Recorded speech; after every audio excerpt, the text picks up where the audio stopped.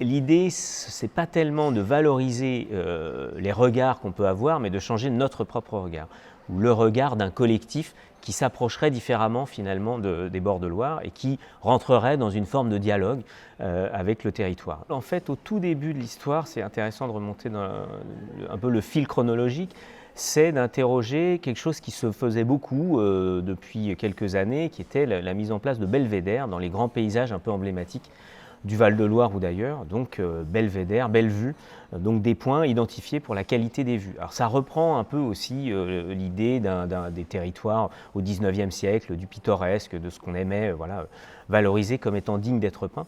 Et ce qui nous intéresse, nous, c'est plutôt de faire évoluer l'idée de belvédère pour un atterrissage, pour vraiment une arrivée sur les bords de Loire, parce qu'il s'agit effectivement de mieux comprendre ce qui nous attache, les traces, les vestiges, les récits, tout un patrimoine culturel finalement immatériel et qui est produit à la fois par des humains, les communautés humaines, et par des non-humains. Donc se rapprocher des milieux et plutôt étudier les formes de cohabitation entre les communautés humaines et le fleuve plutôt que la mise à distance du paysage. Et les formes de cohabitation, cette notion harmonieuse, ça fait partie des critères de l'inscription, c'est l'un des 3 critères de l'inscription du site sur la liste du patrimoine mondial.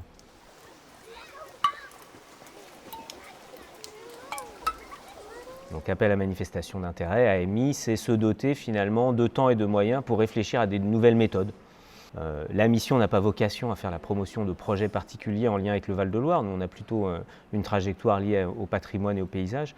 Par contre, réfléchir à la façon dont on peut proposer des outils méthodologiques pour les collectivités, ça peut faire partie de nos intérêts, de nos centres d'intérêt. Donc l'AMI s'inscrit dans ce cadre-là. Il y a la question de l'échelle, c'est-à-dire changer d'échelle du regard. Et puis il y a une question liée à la temporalité. La fabrique du projet, en général, c'est du temps très court. C'est un temps d'émergence, une énergie qui est très concentrée, qui permet de concentrer des flux, des ressources, y compris financières, pour faire émerger un objet. Là, on propose du temps long.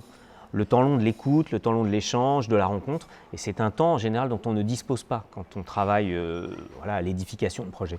Donc l'AMI permet ça aussi, en tout cas permet d'explorer ces pistes-là.